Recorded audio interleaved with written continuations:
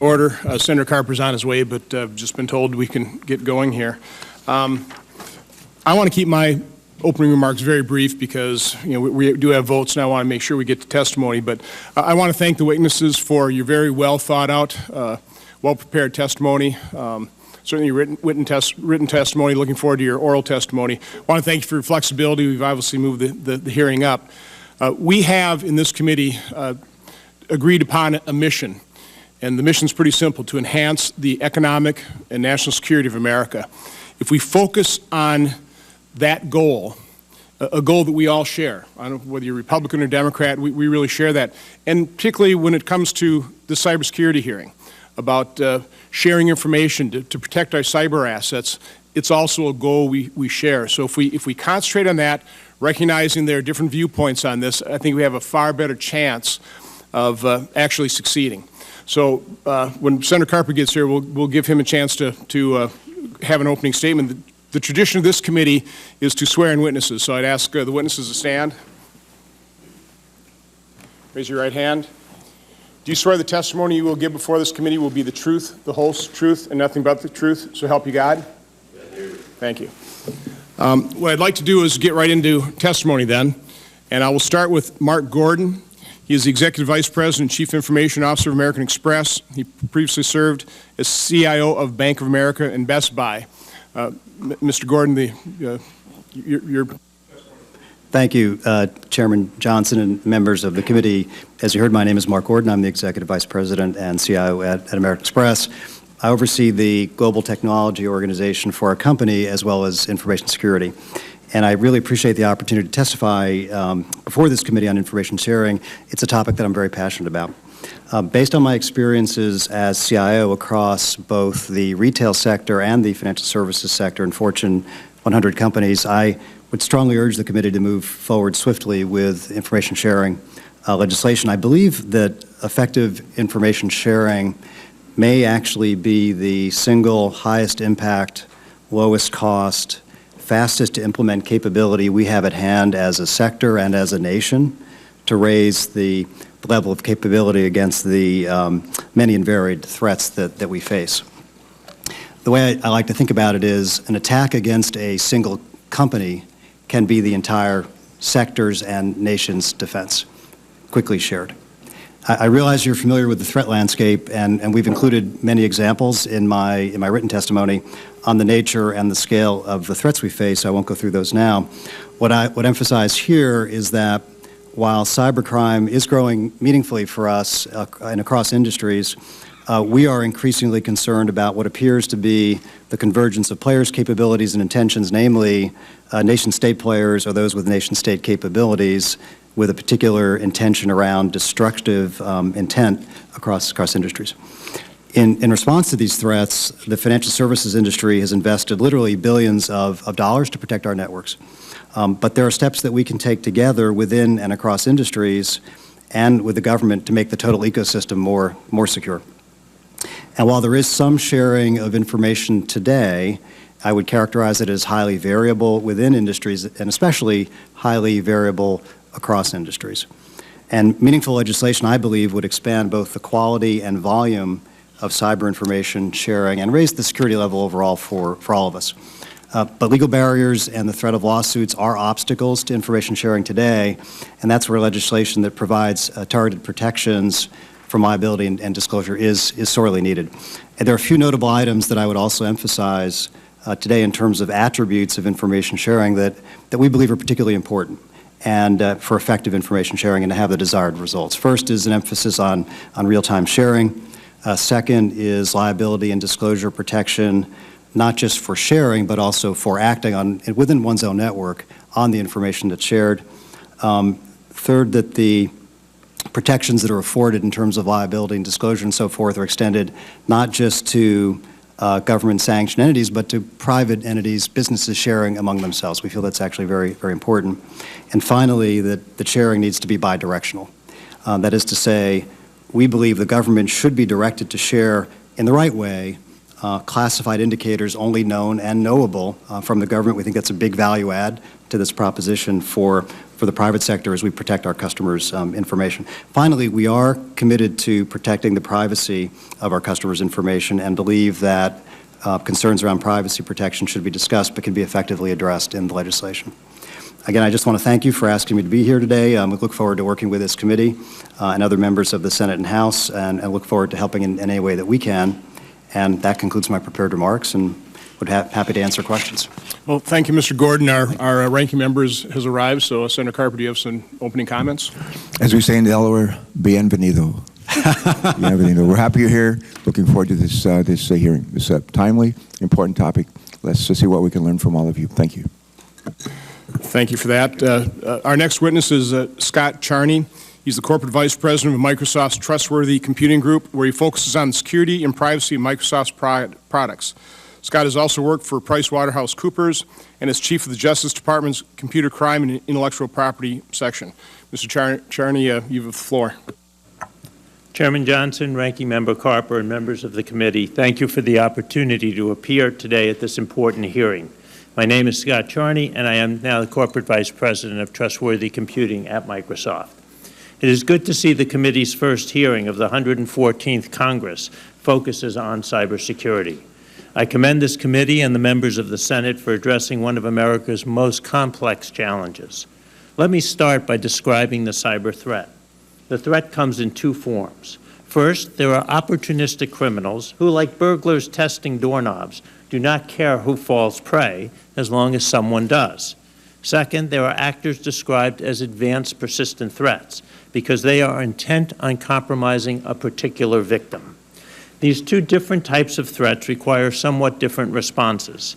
Basic computer hygiene, such as running the latest version of software, applying updates, and using antivirus products, can thwart many opportunistic threats. Addressing advanced persistent threats, however, requires much more. Computer security professionals must prevent, detect, and respond to sophisticated attacks. Knowing about threats, vulnerabilities, and incidents can help computer security professionals and others take the right action. So how does such information sharing occur in practice? Simply put, a party collects information, identifies a computer security issue, and then shares it with those who can act on it. The recipient uses that information to prevent, detect, or respond to the event, normally collecting more data and sharing it in return.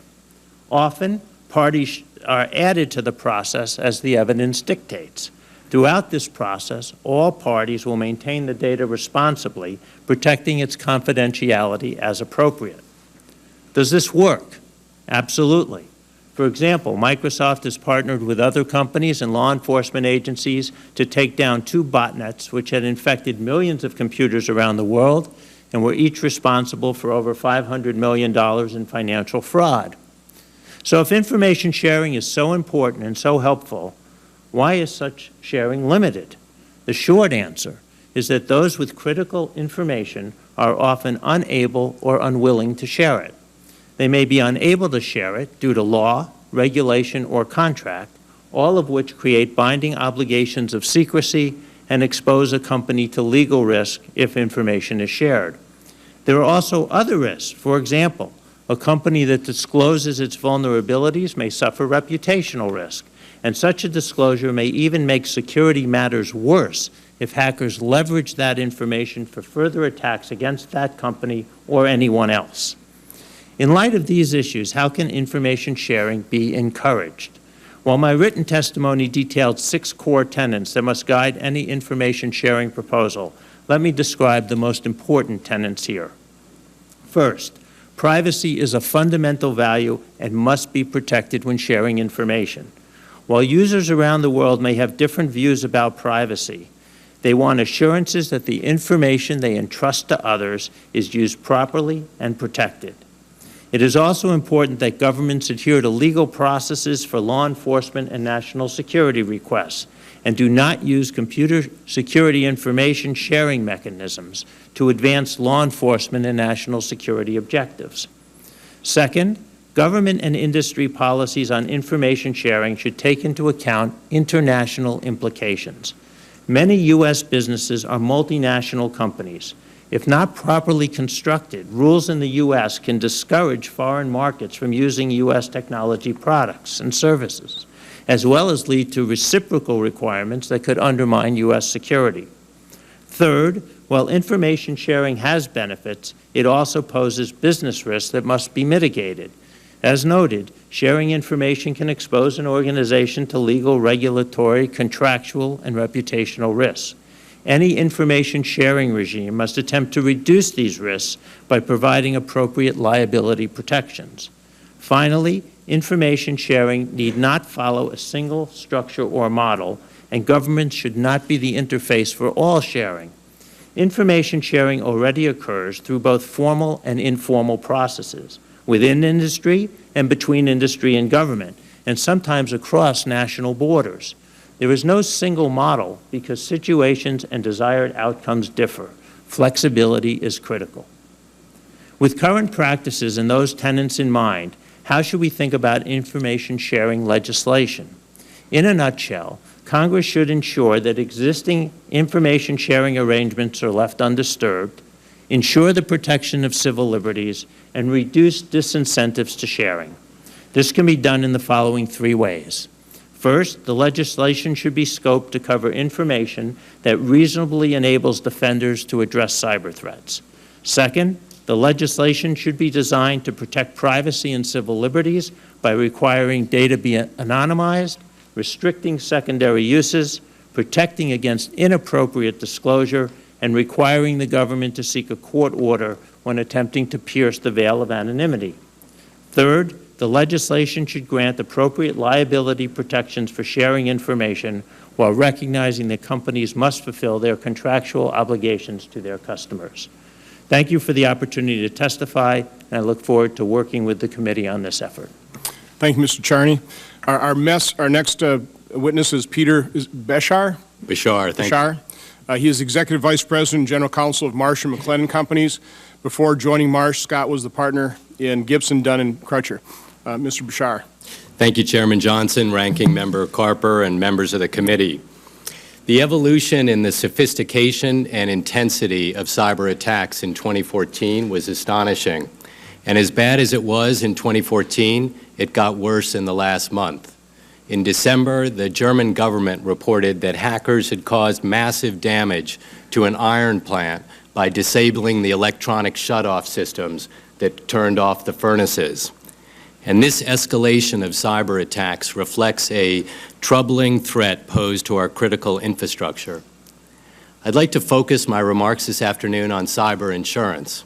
Some of you may be saying, what relevance does cyber insurance have to this issue? And we would say it has a lot, that cyber insurance has the potential to create powerful incentives that drive behavioral change in the marketplace, and that fundamentally that's what this committee, what the Congress, and all of us are trying to accomplish. The simple act of applying for cyber insurance forces companies to conduct meaningful gap assessments of their own capabilities, because insurers will want to know, do you have an incident response plan? Do you have good protocols for patching software? Are you regularly monitoring your vendor network? And this process in and of itself is an important risk mitigation tool. Once a cyber policy is purchased, the incentive then shifts to the insurer to try to assist the policyholders to the greatest extent possible to avoid or mitigate attacks. And so you're seeing many insurers now offering an array of services like monitoring and behavioral analytics and rapid response that help policyholders. And the market is really responding. So in 2014, the number of our clients that purchased standalone cyber coverage increased by 32% over the prior year. And we track specifically which sectors of the economy the cyber take-up rates were the highest. And so there's sectors like healthcare, education, and hospitality and gaming. Each of these industries handles a substantial volume of sensitive data. We also saw meaningful increases in the power and utilities sector. We also tracked pricing trends on the premiums for cyber insurance. And if you read the headlines alone, you would assume that premiums went up meaningfully. And in fact, year-over-year pricing was really quite stable. Some industries were up, some industries were down. What we did witness in the fourth quarter of 2014 was in the retailing sector in particular, premium prices went up for obvious reasons. And underwriters really began differentiating between those retailers that were implementing the most sophisticated defenses on point-of-sale systems, end-to-end encryption, for example, and those retailers that were not doing so. And thus you're seeing insurance market forces really begin to drive incentives and create meaningful reasons to make the type of investments in cyber defense that we would want. And this phenomenon, Chairman, has occurred many times in many industries. Workers' compensation, for example. Insurers were part of the bulwark to really identify safety protocols that would improve the security of workers in the workplace. And over the last 2 decades, you've seen the number of fatalities in the workplace drop by over 35%. And this is the type of dynamic that we'd like to see unleashed in the cyber insurance arena, where carriers begin to give companies specific credit for implementing two-factor authentication or other meaningful protections like detonation software. In sum, cyber insurance is one element of many in a holistic risk mitigation strategy. A second key element, as this committee has recognized, is information sharing between industry and government. To accelerate the identification and detection of emerging threats, there needs to be greater trust and greater real-time threat information sharing. And it should be, as other witnesses have commented, more reciprocal.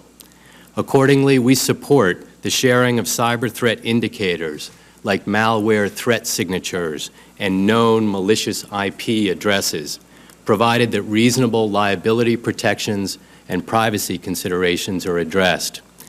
We believe that the dual considerations of national security and privacy can be fairly and appropriately balanced. Thank you, Mr. Chairman. Thank you, Mr. Bashar. Our next witness is Richard Baitlick. He is the Chief Security Strategist at FireEye. He is also a non-resident senior fellow at Brookings and previously directed General Elections Computer Incident Response Team. Mr. Baitlick. Thank you, Chairman Johnson, Ranking Member Carper, members of the committee. I appreciate the opportunity to testify today. I am Richard Baitlick, Chief Security Strategist at FireEye. Our Mandiant Consulting Service, known for its 2013 report on Chinese PLA Unit 61398, helps companies identify and recover from intrusions. So who is the threat? We have discovered and countered nation-state actors from China, Russia, Iran, North Korea, and other countries. The Chinese and Russians tend to hack for commercial and geopolitical gain. The Iranians and North Koreans extend these activities to include disruption via denial of service and sabotage using destructive malware. We have helped companies counter organized crime syndicates in Eastern Europe and elsewhere. Our recent report on a group we call Fin4 described intrusions to facilitate insider trading. We've also encountered hacker teams for hire and others who develop and sell malicious software or malware. How active is this threat? In March 2014, the Washington Post reported that in 2013, federal agents, often the FBI, notified more than 3,000 U.S. companies that their computer systems had been hacked. This count represents clearly identified breach victims, and many were likely compromised more than once. In my 17 years of doing this work, this is the single best statistic I have ever seen as far as just how bad the problem is. Serious intruders target more than the government, defense, and financial sectors. No sector is immune. But how do victims learn of a breach? In 70% of cases, and this is held up through our own consulting and also through other companies that we work with, someone else, usually the FBI, tells a victim about a serious compromise. Only 30% of the time do victims identify intrusions on their own. The median amount of time from when an intruder initially compromises a victim to when the victim learns about the breach, and remember, most of the time they're being told by someone else, that time, according to our research for 2014, is 205 days. This number is better than last year's count, which was 229 days, and the year before in 2012, which was 243 days. So we're making progress, but intruders still spend about 7 months inside a victim network before anyone notices. So what is the answer? Well, as Mr. Charney mentioned, so-called network hygiene only gets you so far. We need more strategy here, and in my opinion, the best strategy is to prevent as many intrusions as possible, clearly, but we need to quickly detect attackers who evade regular defenses, respond appropriately before the adversary accomplishes his mission. Strategically significant intrusions do not occur at the speed of light. It takes intruders time, from hours to weeks, to move from their initial foothold to the information that they seek. So defenders win when they stop intruders from achieving their objectives. I recommend 2 metrics that we could track to see whether this is the case, to include the federal government. The first metric is tracking simply the number of intrusions and the types of intrusions that occur in a given year. There are many companies I visit and I ask that simple question. They can't answer that question. The second metric is to measure the amount of time that elapses from when the intruder gets into your network and you notice. We want that number to be as small as possible. Well, how does threat intelligence play into this?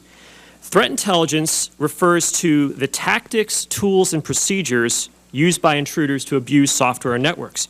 It does not depend upon sensitive information about U.S. persons.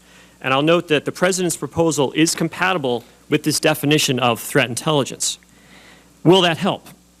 Threat intelligence will help defenders more quickly resist, identify, and respond to intrusions, but only if the organization is postured to succeed. Unless you have a sound strategy, the right technology, people, and processes, no amount of threat intelligence will help you. There are usually 3 cases for sharing threat intelligence: from the government to the private sector, within the private sector, and from the private sector to the government, and all 3 face challenges. In the government to private scenario, I recommend, or I encourage the government to grant security clearances to private security teams who aren't working on government contracts. The government should also augment their narrative-style reports, in other words, texts and sentences, with appendices that are in machine-readable format so we could facilitate that real-time sharing that was mentioned by my colleagues. In the private-to-private case, I would second the idea of having more information sharing organizations in the private sector. And now we get to the toughest case, and this is the private-to-government case. And it's contentious for 2 reasons. First, companies are reluctant to publicize they have breaches, besides what's necessary to comply with laws. So the private sector fears penalties if they disclose. So I would recommend that they not be held liable simply for notifying the government that they have been compromised. Secondly, some privacy advocates fear that liability protection will let companies submit customer data to the government. If you properly format threat intelligence, this will not be a problem. In my written testimony, I have an example of a pilot program in the government involving the Department of Energy that we think is doing a decent job working with this sort of information. But I'll leave that to your questions. And again, I thank you for the opportunity to testify. Thank you, Mr. Baitlick. Our next witness is Gregory Nojheim. He's the Senior Counsel and Director of the Freedom, Security, and Technology Project at Center for Democracy and Technology. Greg previously served as Associate Director and Chief Legislative Counsel in the ACLU's Washington Legislative Office. Mr. Nojheim. Thanks, Senator Johnson, Senator Carper, members of the committee. I'm pleased to testify on behalf of CDT. We're a nonpartisan, nonprofit technology policy organization dedicated to protecting civil liberties and human rights on the Internet. We applaud the committee for holding the first hearing of the 114th Congress on cybersecurity. It's an important issue. It should be a particularly important issue for this committee. It can play a key role in addressing the information sharing problem. I'm going to explain today the role that information sharing can play in countering the threat of cyber attacks. I'll identify different approaches to encouraging information sharing, as well as the essential civil liberties attributes of a successful information sharing policy. Other panelists have already described very well the direct harms of cyber attacks. I'll just add one.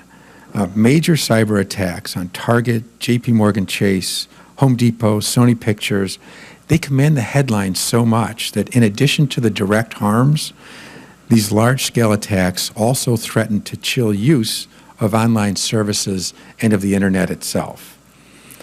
There's no silver bullet that will wipe away the danger of cyber attacks. As my colleagues have noted, many cyber attacks could be stopped by basic digital hygiene. And Congress should be encouraging that. And I think it's good, a good way for doing that also is the cybersecurity insurance program. On the other hand, other attacks, the persistent, the advanced attacks, they will often require the sharing of information about potential threats and how to defend against them. On the other hand, cybersecurity information sharing also poses risks to civil liberties. After all, it does involve the sharing of some communications content and of some personally identifiable attributes of communications. As Mr. Baitlich mentioned, the flow of this information to the government triggers concerns that cybersecurity information sharing could evolve into a surveillance program. And the concern is particularly acute when the permission to share trumps all laws. We favor a more focused approach, create specific exceptions to the laws that inhibit information sharing. Start with the Wiretap Act and with the Electronic Communications Privacy Act. They permit communications service providers to share communications information to protect their own networks, but they don't permit them to share information to protect others. That can be fixed with straightforward amendments that we'd be happy to work with you on. As other laws that inhibit necessary information sharing are identified, cybersecurity exceptions could be created to them as well.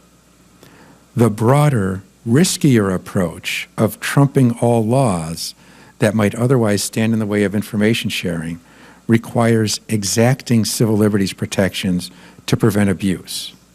All of the major cybersecurity proposals take what we think is the riskier approach of trumping all laws.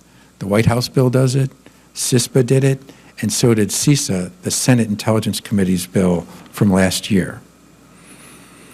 What are those civil liberties protections that need to be incorporated in? First, narrowly define the information that can be shared, only that which is necessary to describe a threat. Second, prioritize company-to-company sharing, because the private sector owns most of the critical infrastructure that must be protected against cyber attack, and because private-to-private information sharing does not create some of the fears about the flow of information to the government. Third, apply privacy protections prior to any level of information sharing, whether by a private entity or a governmental entity. Fourth, ensure continued civilian control of the government's cybersecurity program for the civilian sector. Fifth, require that information shared for cybersecurity reasons be used for cybersecurity with limited exceptions for law enforcement use to counter imminent threats of bodily harm and to prosecute cybercrime. Sixth, be careful about authorizing countermeasures. Countermeasures that could amount to hacking back against an individual or entity suspected or hacking into one's own system should not be authorized. They create more problems. They open a Pandora's box. And seventh, create strong privacy procedures governing the sharing of information by governmental entities. These seven factors, with respect to them, I think the White House bill does a better job on all of them except for prioritizing the company-to-company sharing. We have specific concerns with the White House bill. It could be a lot better, but it was a significant improvement over the Senate's last look at information sharing, which was CISA.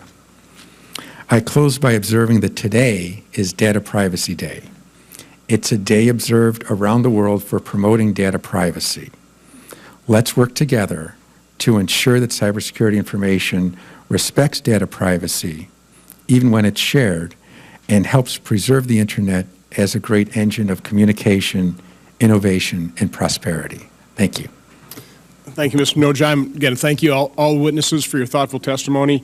To give more members a chance to ask questions, we're going to limit the number of questions to 5 minutes, and also to remind veteran members and let the new members know what the tradition of this committee in terms of order of questioning. It's the people here in attendance when the gavel drops. It'll be in order of seniority, rotating between sides, and then after the gavel falls, just in order of appearance. So with that, I'm not going to ask questions so that more members have a chance. I'll turn it over to our ranking member, Senator Carper.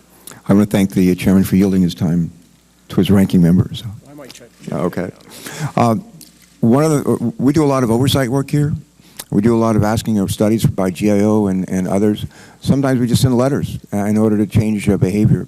And sometimes we legislate.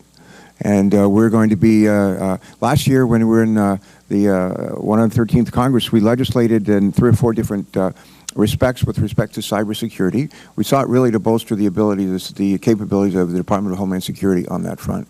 We passed 3, 4 modest bills, but I think together they're very meaningful. One was to make the Cyber Ops Center of DHS real and meaningful, codified it. I think that's a very good thing. We also have enabled them to strengthen their workforce. And a third area that we've worked on is to better enable them to protect the .gov domain. And so those 3 things taken together I think are helpful. We tried to pass information sharing legislation, as you know, in the House and the Senate. Got it out of committee in the Senate, not beyond the, but not through the full Senate. We share jurisdiction on that issue, and some would say we actually have maybe more jurisdictional claim on information sharing than other committees. But we're going to be working fairly hard in this vineyard very soon. And we have really three places to look, maybe more than 3. Your job is going to give us 5 more places to look in terms of developing good policy. But 1, the administration's proposal. 2, the Senate committee's bill, Intel committee bill from last year, and then the work that the House has done. I'm going to ask each of you, if you would, using those 3 sort of as maybe touchstones for us in cobbling together smart legislative policy on cyber, especially on information sharing, what would be one or two major points that you would have us take into mind to consider as we do our work? Mr. Gordon? Thank you. Thank you very much, Senator. I agree. The great progress last year. I'd love to see that build with information sharing. If I look across the bills, CISA, CISPA, and the President's proposal, the areas that I would highlight as, first, there are many in common, and so I'm not going to cover those, but the differences, the areas that I would highlight, one, I think there is greater or lesser emphasis on real-time sharing, and I would propose that is very significant in terms of the speed at which attacks cascade within industries and across industries. I believe that real-time is very important. The second, a number of people mentioned it here, I think it's important that the construct not just protect in terms of liability entities sanctioned by the government, but also that it encourages and facilitates company-to-company sharing. That is to say that the liability protections would extend to companies sharing among themselves, not just with another entity. The third and fourth I would highlight very quickly. One is protecting sharing, liability in terms of sharing is important, but I also believe protecting acting within one's own network is also important. So it's not enough simply to share, but one has to be able to actually act on what is shared, and I would emphasize that.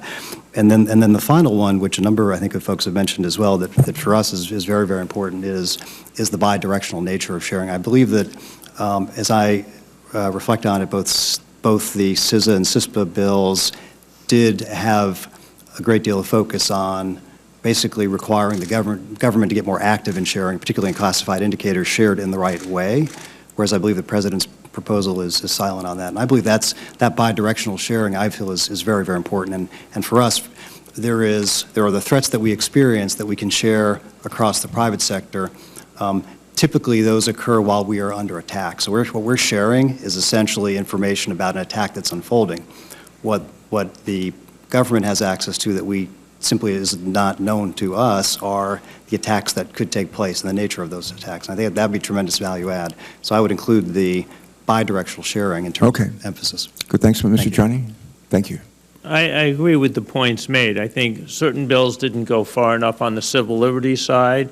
I worry a little with the administration proposal that we not impact current industry-to-industry sharing that's really working well. I mean, Mark's points were spot on. The only other thing I'd add is the international flavor of this. As a company that has customers all over the world and is constantly combating international threats, it's very important to recognize that whatever the Congress does, others may emulate.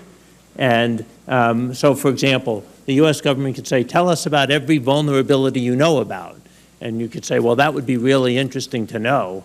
And then every other government in the world will ask for the same thing. And suddenly things can become very difficult. And so thinking about the international implications of what is done here is super important. All right, thanks.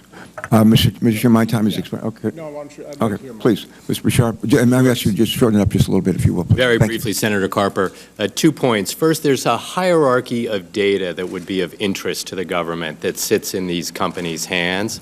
And if you try to focus on the cyber threat indicators and begin this journey there, as opposed to trying to go deeper on the data that is part of this exchange, I think that'll be a very fruitful step. Second, the idea that in the President's bill, there are obligations that all of our companies have to try to strip out the personally identifiable data, I think that's a very constructive step forward, as Greg has identified. All right, thanks. Senator Carper, briefly, I would encourage whatever resources are necessary to help the FBI with its notification mission. Speaking as the spokesperson for the intel community, that third-party notification is just very valuable. And secondly, I would encourage whatever is required to get more prosecutions. I don't think it's necessary to lengthen prison times and that sort of thing. I think we just need to make better use of the laws that are there and to get more of these bad guys. Good, thanks. And last but not least. So, I think I'm going to focus just on 3 issues. Stripping out irrelevant, personally identifiable information before you share a cyber threat indicator. The White House bill does a pretty good job of that. CISA did not require that. Second, on use restrictions, making sure that if a company shares information for cybersecurity reasons, it's used for cybersecurity. There are some national security uses that are cybersecurity uses. Those should be allowed. There are some law enforcement uses that are cybersecurity uses. You want to prosecute a cyber crime, that serves a cybersecurity purpose. That should be allowed. Countering an imminent threat to a person, that should be allowed, but not much more. And I think the White House bill did a much better job on that score than did CISA. And finally, on hacking back, making sure that if countermeasures are going to be authorized, they can only operate on your own network. You don't want a countermeasure that could, when stolen from your network and placed on somebody else's computer, including a victim's computer, encrypt or damage data on that computer. Thanks. Thank you all very much. It was very helpful. Thanks. Thank you, and now we'll stay more on time. Senator Langford. Thank you all for being here and being a part of this. Let me ask some cost questions and the gain from this. We're talking between 100 estimates, 100 billion to 450 billion in cost a year, somewhere right now on the cyber attacks. Give me a rough ballpark on the breakdown of that between damages that are paid out that are preventable if we had this enhanced information sharing, and those that are not preventable because it's a zero-day attack and we're stuck. We're at the beginning of it. So if this, what I'm trying to affirm is, we get this in motion, we get better information sharing, what difference does it make economically? And anyone can attack that. It's a great question. I'm not sure I can answer it directly in terms of a percentage, but I mean, what comes to mind for me is what percentage of those losses are repeat attacks, meaning they happen more than once. And I would say in the right construct of information sharing, bi-directional, real time, a very high percentage of repeats. That's back to my comment earlier, which is right. One company's attack can become the nation's defense if we do it the right way. It won't prevent that first attack, but it can prevent all the ones that follow potentially. So I can't answer specifically the dollar amounts. I don't know how to break it. So the guess here is to try to figure out how many of the attacks that are out there are repeat attacks. Might be a way to look at it. So any ballpark on that you would see from just what you've seen or anyone has seen on cyber attacks out there that are known threats, they just weren't known to you or to those companies? Senator, at Mandiant, just even on our own customer base, when we do a response, depending on who the actor is, if it's the Chinese or the Russians, they're going to be back. In some cases, the recidivism rate is as high as a third. So that's just against one company's hit, and then they're hit again by the same group after we leave. Okay. Let me ask a question. What's next on this? Information sharing, I think there's fairly common agreement we need to have some level of information sharing. It's how to protect personally identifiable information and such. What's the next level on this? Where does this go? I can take that. I think to deal with advanced persistent threats, you need a very robust security program that has 3 elements. You need high-level protections in place. You need great detective capabilities because the bad guys will keep attacking. And you need very fast response processes. And what we have found, of course, in many of the hacks that occur today, even if they're called advanced persistent threats, they're not all that advanced. People attack unpatched systems. People are running old operating systems and old software, and we need to get all boats to rise. And the challenge has been, of course, that for 20 to 30 years, people have built networks with tough, hard perimeters, but the middles are really soft. And in these advanced persistent threats, the bad guy comes in and gets a foothold in the network and then moves across the network. So the IT industry and users of IT are all focused on a few core things that are starting to happen. First, you need multi-factor authentication. You need to get rid of usernames and passwords because they're just too easy to guess or calculate and break in. Second, we need what we call domain isolation. If someone attacks and gets in somewhere, they shouldn't be able to move everywhere. And third, we have to do a much better job, as people said, of detecting things so we can respond quickly. So hopefully with more information sharing, you put the detections in place, and then you can act much more quickly and prevent a lot of the damage. Okay, let me ask a follow-up question with that. With a lot of the issues based on the fact that companies aren't doing basic patches, they aren't doing some of the things that are commonplace, then we have this extra layer that we're adding to this with personal identifiable information that they've got to be able to secure that, sequester that away, and so that doesn't get out as well. If they're not doing patches, how diligent are they going to be to make sure they're also protecting the information once they get shared, that people truly have their privacy protected as well? Well, so it's absolutely clear that if you don't have a good protection program, you're going to lose valuable data, whether it's economic data or personally identified. But that's happening right now. That's happening right now. And you need to, there are 2 things to think about. One is raising the protections, which is what information sharing is supposed to help do, so that you can prevent that. But the second thing is that the security model is changing across the industry in 2 respects. One is, in some cases, you actually don't need that personally identifiable information to engage in a transaction. So, for example, in the credit card arena, there are companies who are looking at, and PayPal does this already, not giving the credit card to every merchant in the world, but just passing an authentication code to authorize the payment. And if you do things like that, then it's much harder. Even if you steal the information, you're not getting anything that's replayable and reusable. And you'll see that coming in many new ways because we're going to start attaching identities to particular devices. People have tablets, they have phones, they have portable PCs, and if we can tie your credential to that device, then if someone else tries to use that credential from another device, it will not work. So there's a lot of preventative things we can do, from protecting networks to thinking about information differently and how we protect it. Sure. The remaining order will be Senator Booker, then Senator Baldwin, then Senator McCain, Senator Ayotte. Senator Booker. I want to thank the chairman. This is a fantastic and very important hearing that we're having. I appreciate your leadership, and I want to thank my ranking member as well. Gentlemen, it's the balance, again, between privacy and security, and I think that there's a huge tension in this area. The degree and nature of the attacks are startling and stunning.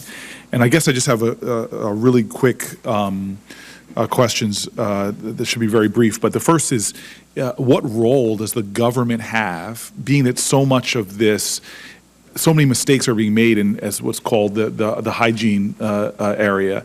It's remarkable to me how many mistakes we make, and I sat with my staff and realized even for my own passwords, I wasn't using dual authentication methods and the like, but so many businesses out there just are not doing the basic common sense that would prevent a lot of this from going on. And so I'm wondering, in just the idea of the role of government, what could we be doing to either incentivize or mandate levels of hygiene, or is that, in some of your opinion, not the role of government at all? I'm going to start with that. I don't think it's a good idea to mandate levels of hygiene. I think that they'll rapidly grow outdated and that they'll become the floor instead of the ceiling. Companies are going to innovate. They're going to come up with new ways to protect data, and I think that you want to encourage them to do that. Give them tax credits, give them other assistance, but I don't think you should try to mandate exactly what they do. I would concur with that, Senator. The insurance example is a great one. If someone keeps breaking into my house, it's going to be tougher for me to get a premium because they can tell I don't lock my doors and that sort of thing. The government, I think, should restrict itself to the things that it won't let the private sector do, which is hack other people or prosecute or do those sorts of things. So I think the role of the government should be to do those things that are unique to the government, to do the threat mitigation by either deterrence or by prosecution or that sort of thing. And the private sector can work on the things that we're good at. Yes. I would add one more point. The government can lead by example. You know, the government is a large enterprise, and it has customers too, but their customers are called citizens. And citizens file taxes online and file for benefits online and want information from the government. So the government could do a better job, I think, of adopting the latest technologies, managing their systems really well, and leading by example. Okay, let me just shift for a second. By the way, 14 months in the United States Senate, we're not leading by example with a lot of the practices I see. But I just want to then go to the perverse business incentives and the idea that you provide some kind of full liability or when it comes to information sharing with the government. Are we creating an environment where we're going to promote oversharing with government some of the privacy information? And I'm really worried about that. In many ways, it's just giving the government access to another level of domestic surveillance by creating perverse business incentives for oversharing. Is that a concern? The way we look at sharing, if we actually look at both what we share and what is shared with us and what we would like to amplify over time in terms of sharing, what we're essentially talking about are things called cryptographic hashes or pieces of software code. There's nothing associated with customers in any shape or form in terms of essentially what is effective for sharing. And so I think even the way the prior legislation speaks to pulling out PII, our view is, and I went back and looked at what we have shared, what we would like to share more of, it's indicators of attack, indicators of compromise, and the like, that we don't see that there's any real issue at the end of the day as long as we focus on sharing that type of information. Senator Booker, we'd concur with that even in the last year, the extent of the threat has intensified, that if there are going to be attacks on critical infrastructure and it's less graffiti and financial crime and more threatening of power grids and the like, then that balance has to at least be calibrated. And as the other witnesses have said, I think by stripping out the personally identifiable data, you legitimately address the privacy concerns that are there, at least with respect to cyber threat indicators. I'd like to add one more thing. I think about it this way. If somebody broke into our data center and started attacking our computers with an axe, we would report the fact that they've done that.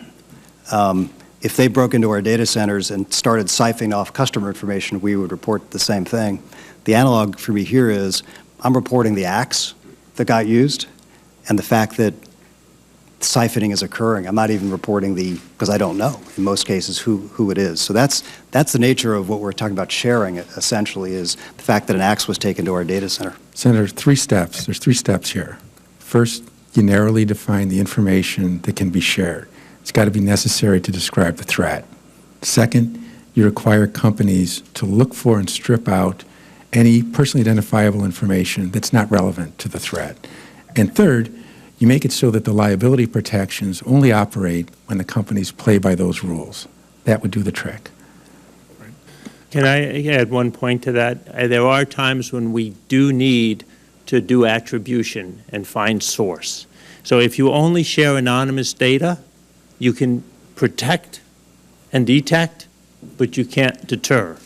And that's why in our testimony, one of the things we point out is when you need to get identifying information so you can do attribution and take action, We have legal processes, court orders, and other things that are designed to protect civil liberties and strike the right balance. Thank you. Thank you, Chair. Senator Ernst has returned, so we'll go to you next, and then Senator Baldwin. Thank you, Mr. Chair. Gentlemen, thank you for being here today. We greatly appreciate your expertise in this area.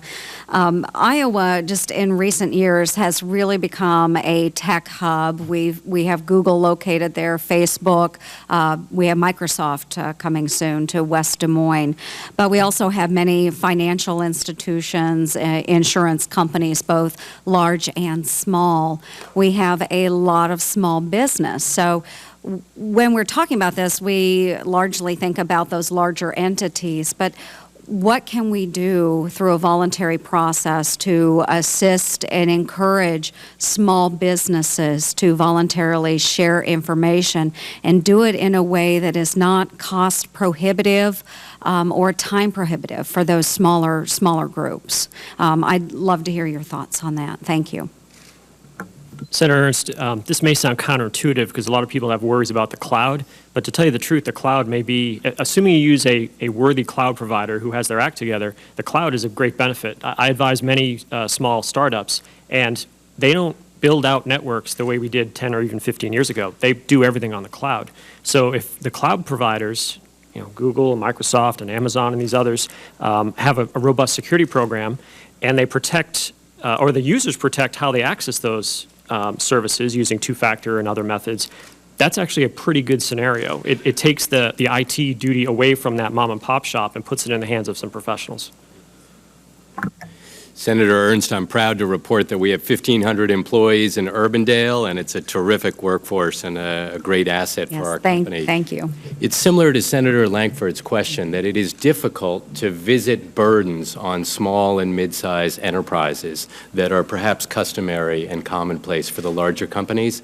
At the same time, one of the real takeaways from 2014 is that the security of the larger organizations is really dependent upon smaller enterprises, that many of the companies that have been in the news have been attacked not through the front door, but through the side door of the back door of the vendor network.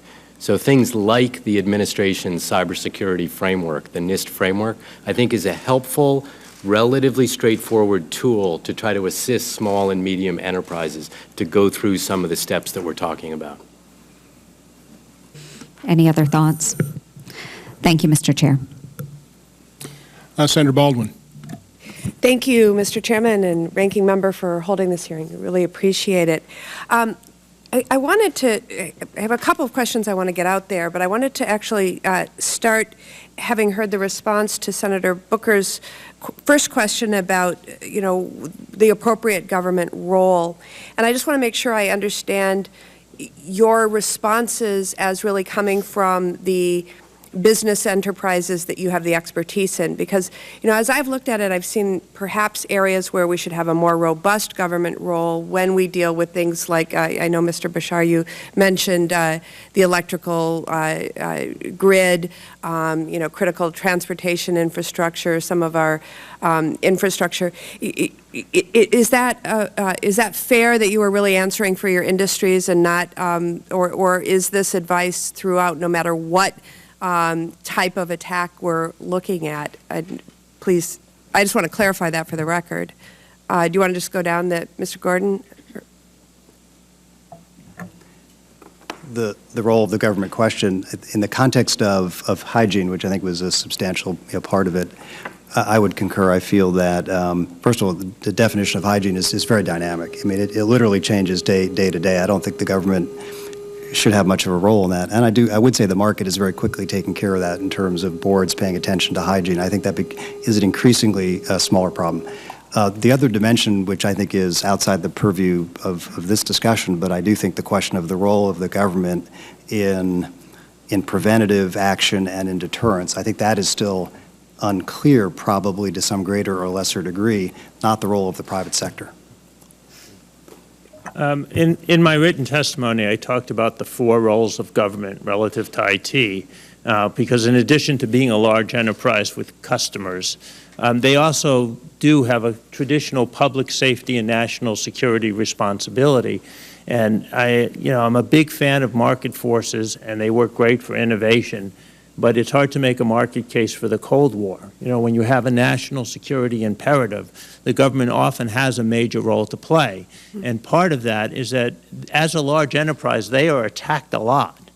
As former chief of the Computer Crime and Intellectual Property section, I can tell you that, you know, in the early days, the two most attacked agencies were the Department of Defense and NASA, because NASA had cool stuff.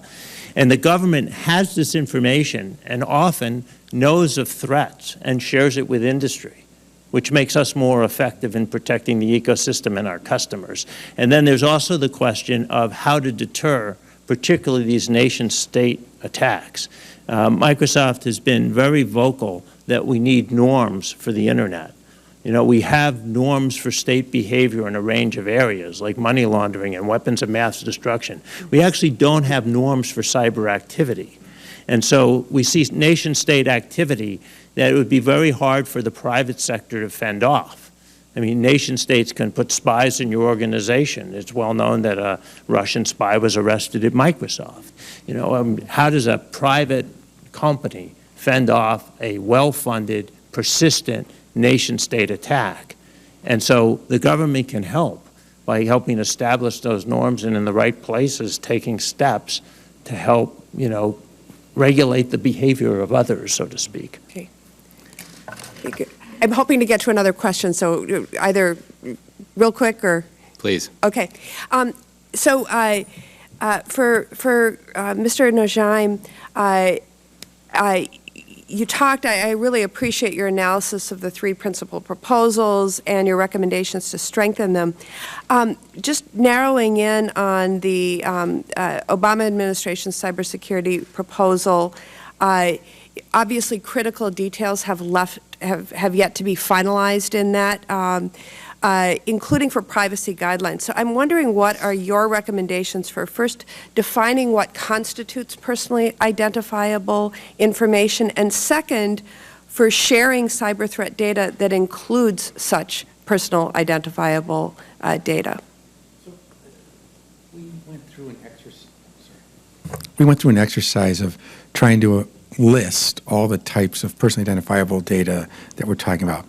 I don't think that Congress should try to go down that road.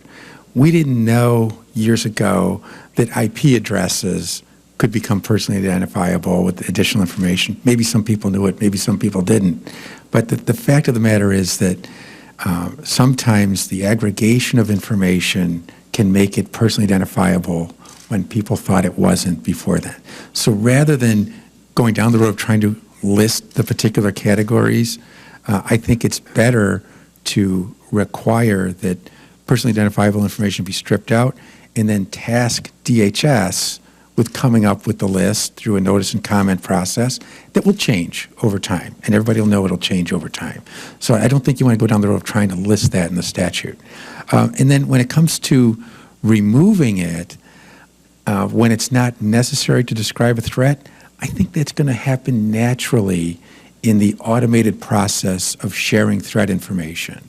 Companies are going to develop systems that other companies will buy that they will use to share this threat information. They will have to be able to describe the threat. And those same systems that describe the threat can be used to filter out the irrelevant information. Senator McCain. Thank you, Mr. Chairman. I thank the witnesses.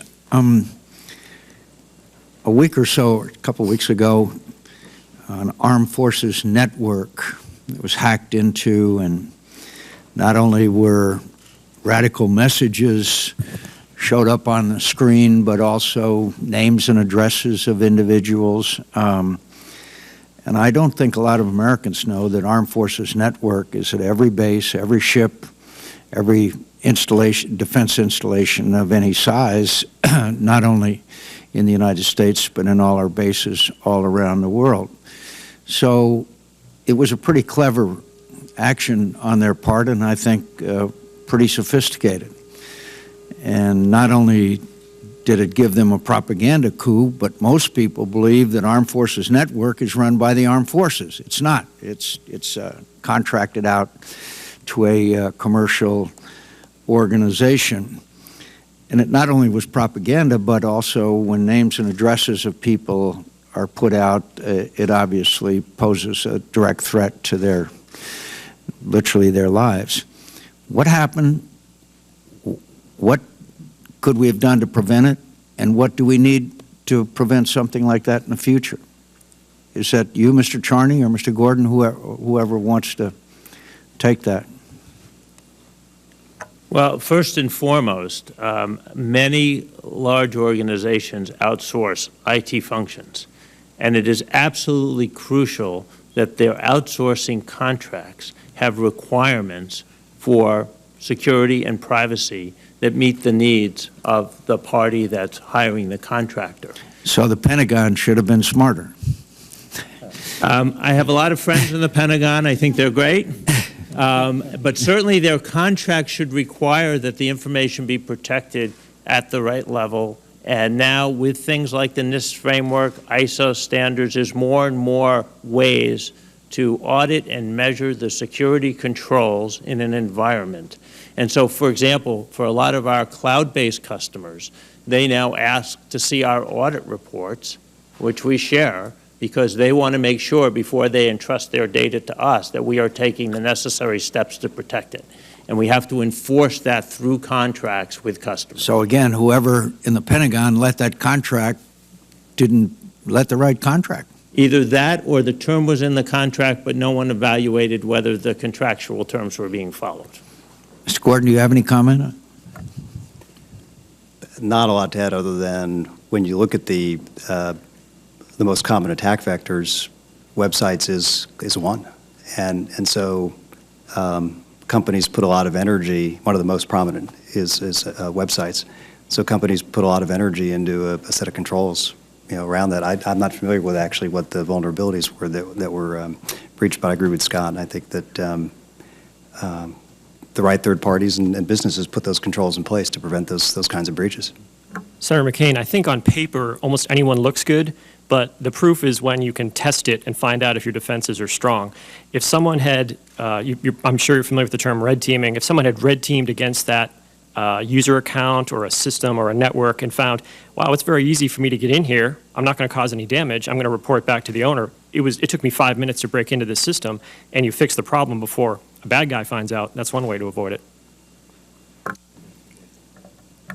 Anyone else? Well, it's interesting that General Dempsey, our chairman of the Joint Chiefs of Staff, recently said that we have a technological advantage in every form of warfare over our potential adversaries except for one, and that's the issue that we are discussing today. I thank you. Senator Rio. Thank you, Chairman. I wanted to You're welcome. I wanted to follow up on a comment that Mr. Baitlick made about law enforcement capacity here, and you had said we don't need more laws, what we need is greater prosecutions and an ability of the FBI and other law enforcement agencies to obviously prosecute these individuals. I was Attorney General of our state, and in the limited cases that I was involved in on these issues, the prosecutions are very challenging. And as you know, often the actor can be from another country, and we're not even talking about nation-state actors there, just the location. So what thoughts do you have as to how we can better help our law enforcement agencies have the right tools to pursue appropriate cases so that we do have some examples that we're not just allowing these things to happen? Thank you for the question, Senator.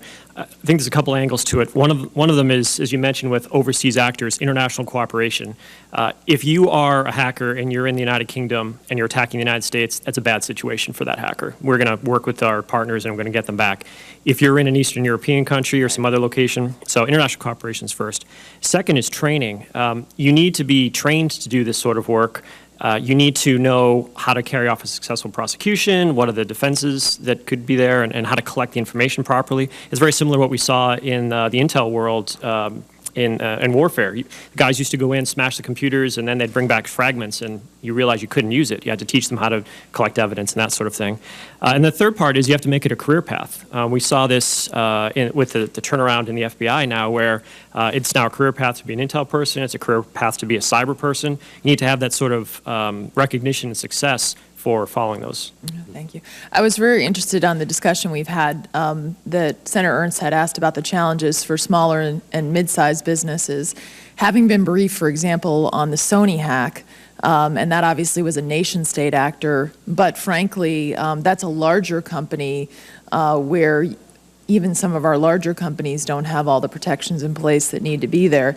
And so the challenges for smaller and mid-base, you've talked about the use of a cloud, the cloud-based system in terms of resource efficiency for smaller companies. And so as we look at that and more of our companies moving to that, what are the security challenges we're going to have to be aware of with the cloud-based system that we should be focusing on as well? Because as you know, getting into the system from the smaller connection is probably the easier way to do things. So Microsoft, of course, offers large-scale cloud services, and people often ask me, is the cloud good or bad for security? The answer is yes. It is good for security because, as mentioned earlier, because it's core to our business and we have a lot of security expertise. We probably are more rigorous about security than many companies might be. At the same time, it's important to understand that in the cloud model, you have a multi-tenanted environment. You have a lot of customers using the same cloud service, which makes it a very rich target. Right. And so we do things to make sure that our customers' data is segmented from one another and prevent that lateral movement. But the other important thing is that even when you use the cloud, security becomes a shared responsibility. What I mean by that is a small business might issue its usernames and passwords to its employees. And if an employee loses that password to a bad person, that person can log on as that employee. The cloud won't know. Right. It looks like an authorized use. So we are, been committed for quite some time to providing more security technologies that are just secure by default. Mm-hmm. And in our newer products, and I talked about this a little earlier, identities that cannot be stolen because they're bound to machines. We have to get to a place, I'm all for user education, and it's a wonderful thing. But I think we put too much of a burden on end users to manage security when it's actually a complex undertaking. What is, you've all talked about what you see as a problem with the administration's proposal about not allowing sharing and liability protection among companies. So in a cloud-based system, is that the way the legislation drafted? Is that particularly acute, or does that not matter because you're thinking about transmitting the information at a higher level versus within? So for us, we have to be clear. We have two types of information. Mm-hmm. We have our information about our network that we can share as we see fit, even if we take some risk in sharing. And Microsoft actually does a lot of sharing today. We have programs where we share threat and vulnerability information with customers, with governments, and others. We share our source code with governments as well. So we can accept that risk. At the same time, we have customer information. And they have expectations, usually enforced through contractual terms, that they don't want us using their data in any way without their permission and consent. And so when we look at some of these information sharing, we want to make sure that the information we share today, which is substantial, is not disrupted by a new regulation or regime that says, for example, you can only give data to DHS. Mm-hmm. Well, no, we want to share data with our partners all the time, and we do. So don't disrupt that. It doesn't solve the problem of sharing customer information. That we will not do without the customer's permission, and we want to make sure that any regulatory regime respects that contractual obligation. Because the biggest problem we have as a global company, I go overseas all the time, and customers in other countries say, will you turn over our data to the U.S. government? That's what they're worried about. And when the answer is sometimes yes, because we could get a court order or other things. We're fighting a case like this right now involving a U.S. order to turn over data from our Irish data center, a customer email. It's not our data, it's the customer's data. And if we, don't protect the privacy of that information, then what happens all over the world is people say, so I should use a local provider, right? Because if I use your cloud service, you're a global company. You're headquartered in the U.S. You're just going to give all our data to the U.S. government. And what will happen over time is American information technology products and services that have been so successful around the world, well, in all those other parts of the world, people will say, whoa, maybe we're better off with local technology, not being compelled by the U.S. government. And that, in the long term for America, would be a terrible thing. Thank you very much for clarifying this. I appreciate it. Senator, I think we're going to wrap it right there. Would y'all just stay in place? And Senator, we're going to take a real quick recess. Senator Johnson's run the vote. He'll be right back. And when he does, he'll resume. And I know he has some questions, and I might join you back again, too. Thank you very much. Mr. Chairman. Thank you. Is the vote imminent, or do we have a chance for one more round? The vote started 11 minutes ago. I think we have 3 or 4 minutes left on the clock. Being that I can't come back, may I ask one more? You may go ahead, and when you finish, just recess unless Senator Johnson's back, just recess. That's a lot of power you're leaving me with, sir. I have every confidence in you. Thank you very much. Gentlemen, just real quick, I've seen how perception problems with private business affect those businesses' abilities to operate overseas.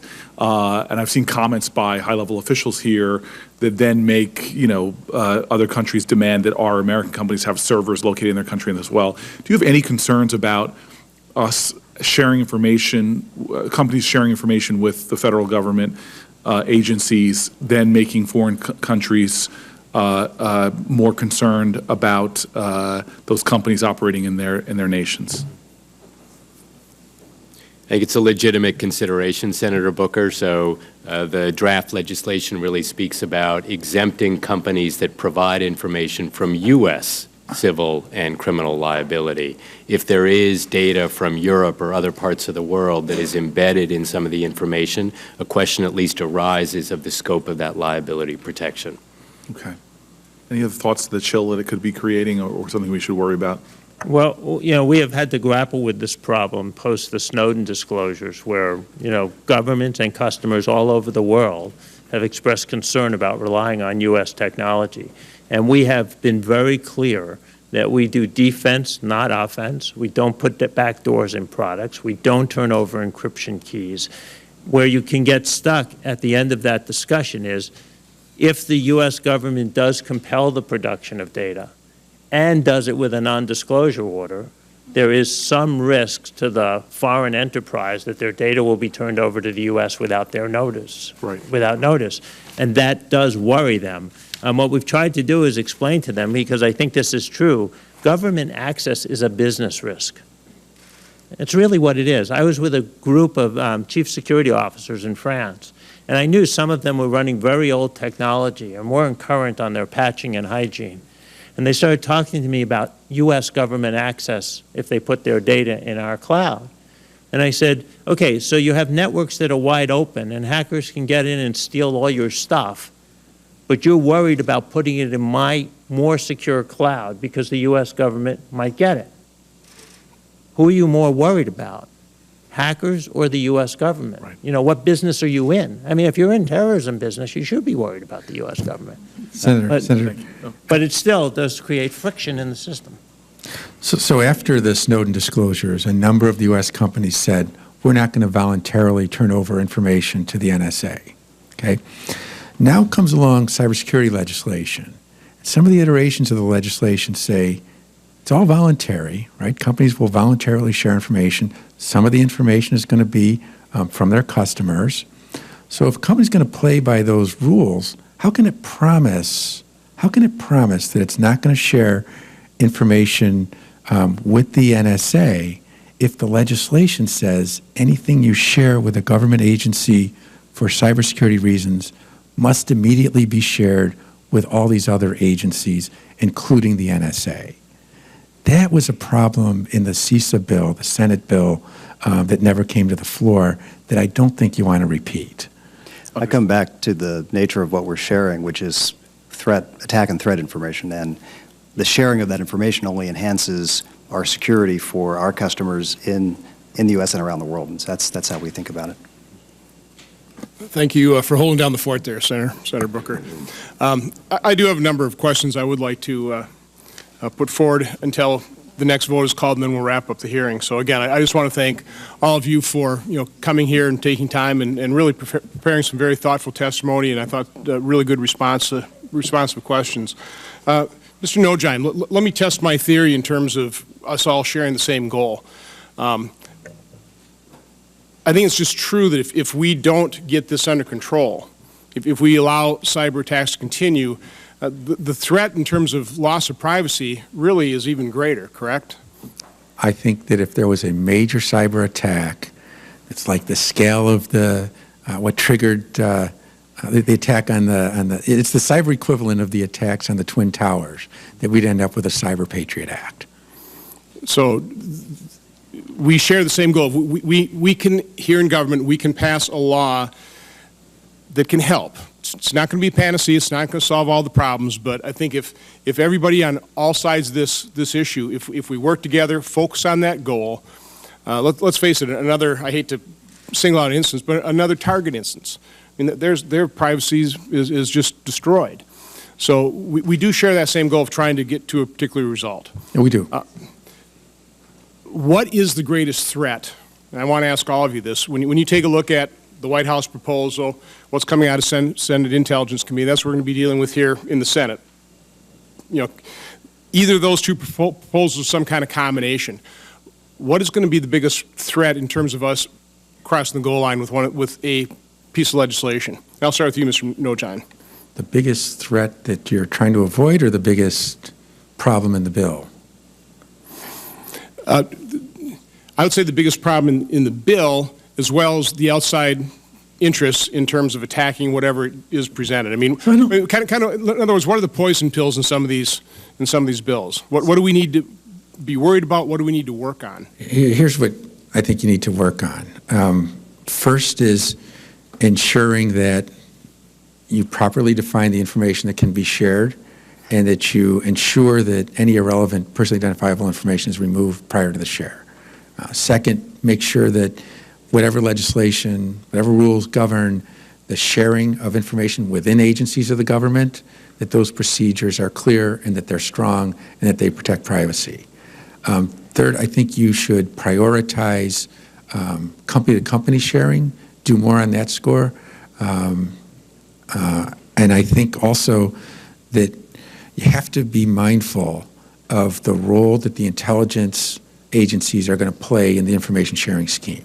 I think you want to ensure civilian control, and the best way to do that is to ensure that the shares, the initial shares, go from the private sector to DHS, and that DHS then applies privacy procedures to the data before any of it's reshared with any other agency. Okay, well, thank you. Ms. Charney, I'll give everybody a chance to answer that question, but we had an interesting conversation in terms of the necessity of sharing personal information in terms of what information we're talking about sharing.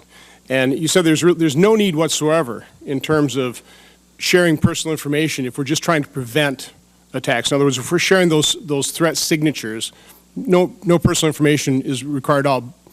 But if you want to go solve the crime, if you want to go find the bad actors, that's where you might need personal information. Is that correct? I mean, can you? Yes, that is correct. And also, just to be clear, sometimes an attack indicator is an IP address. Like, attacks are coming from this IP address. So we'll go look at our network to see if that IP address is reaching out to us. And in some places, IP addresses alone are considered personally identifiable information. I think in the U.S. we more try to focus not on IP address, but does it combine with other information to point to a person.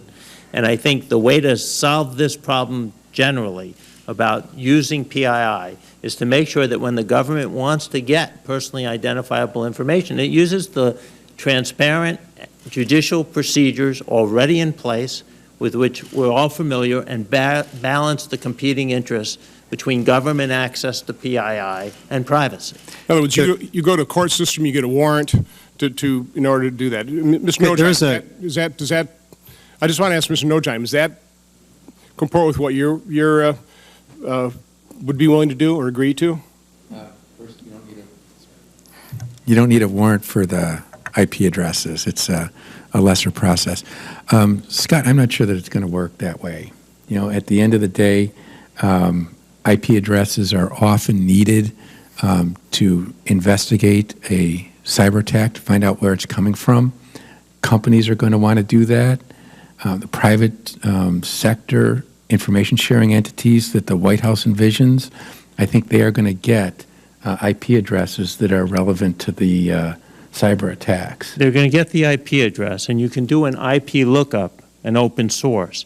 But if we turn over information about an attack and the government says, okay, we now want to see account information and subscriber information, we require judicial process. It may be a subpoena, maybe a 2703D court order, or maybe a search warrant. My point is, it reaches a point where the government wants more, and we require legal process to be followed so that our customers know we're protecting their privacy and not just giving away the data voluntarily. I agree with I think Ms. Courtney. There's an important subtlety with IP addresses, because that does tend to be the place that this conversation converges. And an IP address in the context in which we see it is not a customer's IP address. It's not affiliated in any shape or form with a customer.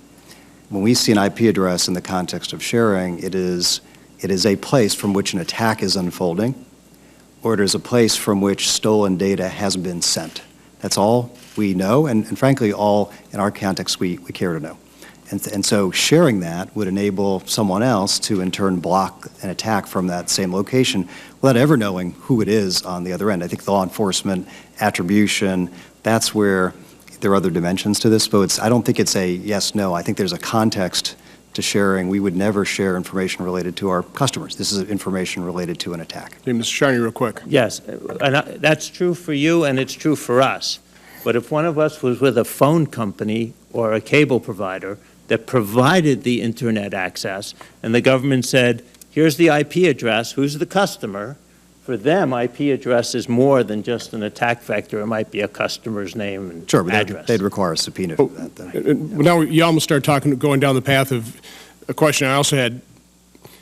Does the White House proposal contain adequate liability protection to induce the private sector to share with the government, to induce the private sector to share within the private sector, which I think a number of you have testified is really one of the primary information sharing platforms we want? Well, it doesn't, I mean, from what I understand, it doesn't cover company-to-company sharing at all, so it won't incentivize that. Likewise, it doesn't cover, as I understand it, the acting from the sharing, even within your own network. And I think those to me appear to be two gaps. So how important is the company-to-company? And what level are we at right now? What level do we want to be at? I think it's very important. I think there's a tremendous amount of company-to-company sharing that happens today, and this essentially would potentially incent us away from that and towards this more structured into the government sharing. And there are numerous instances that I've been involved in where we have information that pertains only to a single company. It's very specific. And so sharing that through some hub and spoke context, I think, would be inappropriate. So there's, I mean, to be fair to the White House proposal, it does allow for the sharing. You could call this private to private, right? You can share to a private hub, and then that hub can share out back to the private sector. It doesn't allow the company-to-company sharing. It doesn't incentivize the company-to-company sharing that we all think is necessary, but it does allow the sharing to the hub. The trick with the company-to-company sharing is to create a mechanism that makes sure that the companies are playing by the information sharing rules. So far, the mechanisms that have been discussed have all been rejected by the companies. They include things like creating a private right of action if the company doesn't play by the rules, things like audits. They've all been rejected. So the question is, how do you ensure that the companies play by the rules? I don't think that we've gotten to that point yet, and I think that's why the White House went down this hub and spoke model. You know, Mr. Bishar, I'm intrigued by the role that insurance can play, and quite honestly, being a manufacturer, having been ISO certified, you know, I can see a role that things like ISO certification can play. Just simply private sector, here are the standards that can be created, that can be revised and updated very rapidly. Can you just kind of speak to that? Sure. I think that's really the power of insurance, Mr. Chairman, is that it can drive behavioral change across large swaths of the population that is not driven by the government. It's just because there is a creation of the appropriate set of incentives that each one of these actors, large companies, small, mid-sized companies, even individuals, they take it upon themselves to say, here are steps that I can take to position myself as a better risk, or I just think are prudent under the circumstances. So I think it's got a tremendous power.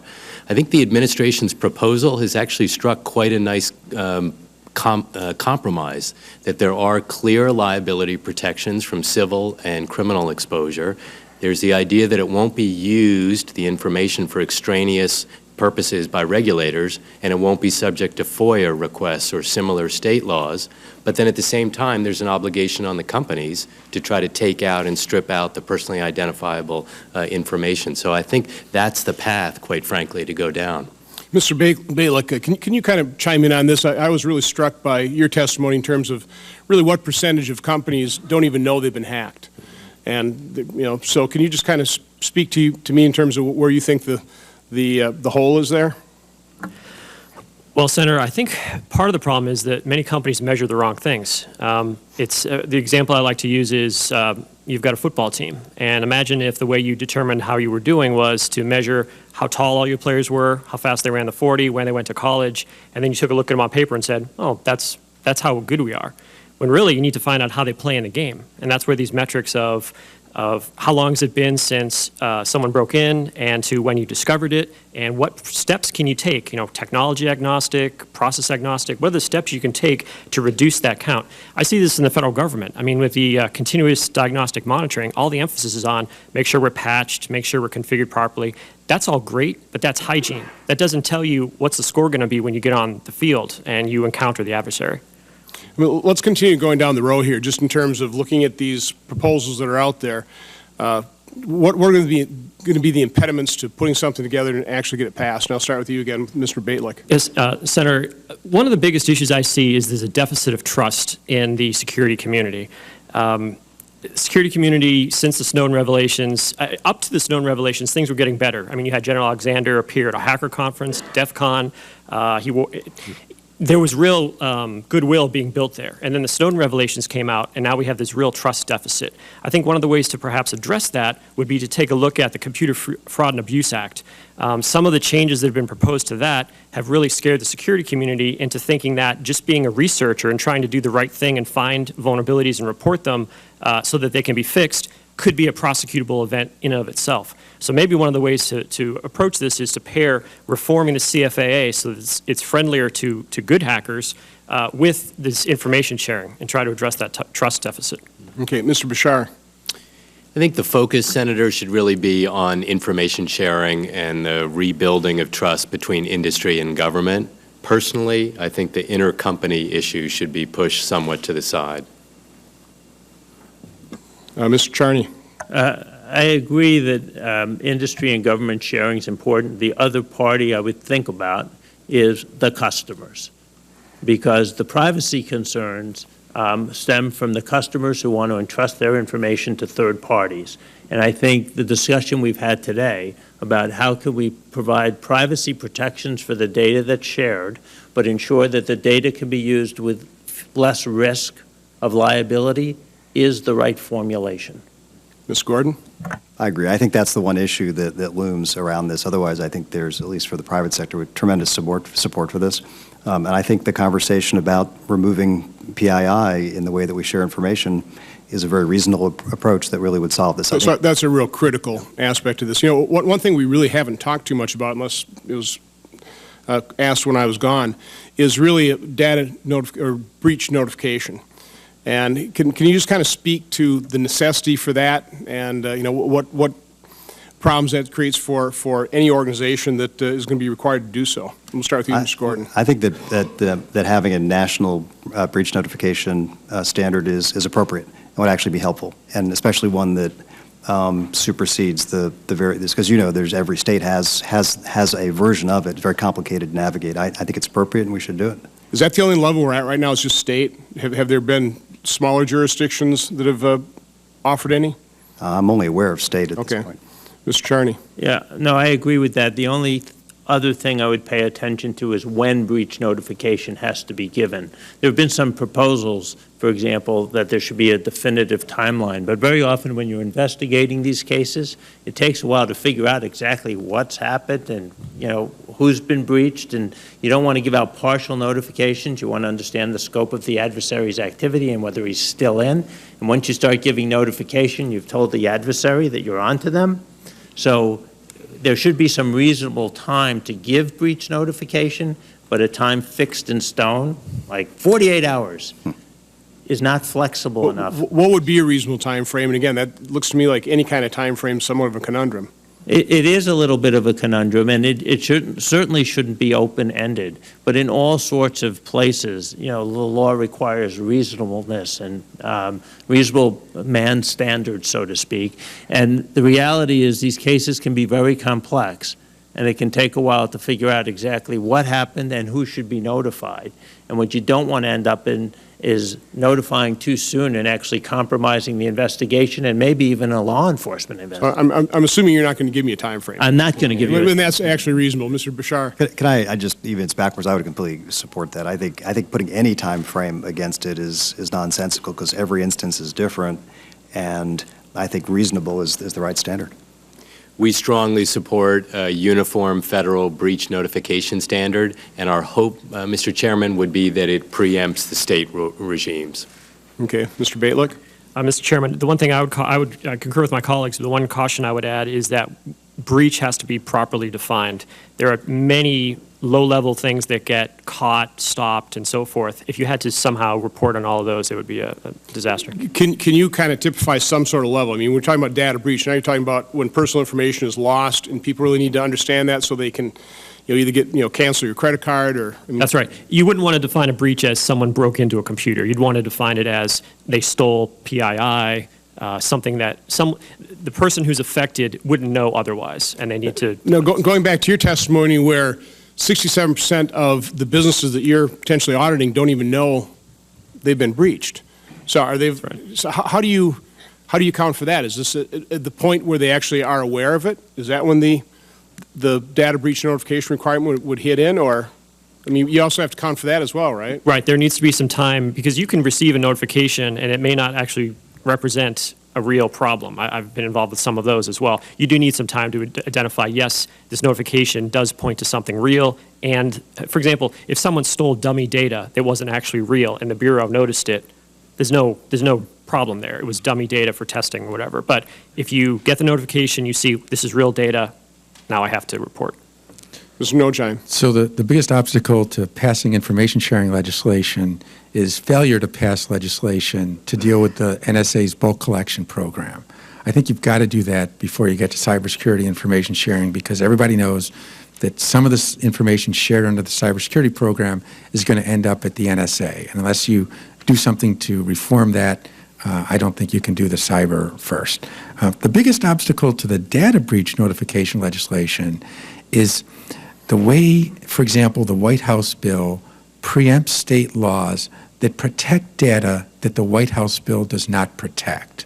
So, for example, California protects health information, but the White House bill explicitly carves that protection out, but it would preempt that California protection anyway. I think that is a problem that needs to be fixed. Okay. We have the second vote called, so I'm going to have to be closing this hearing, but I want one more question because I want to go back to the data breach notification. When you're not even aware that you've been hacked and some of that information is already flowing, I mean, how do we address that to make sure that companies are not unfairly penalized? I would just say, Mr. Chairman, it has to flow from discovery. Discovery. Okay.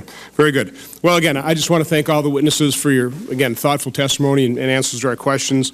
The hearing record will remain open for 15 days until February 12th at 5 p.m. for the submission of statements and questions for the record. Great. This hearing is adjourned. Thank you.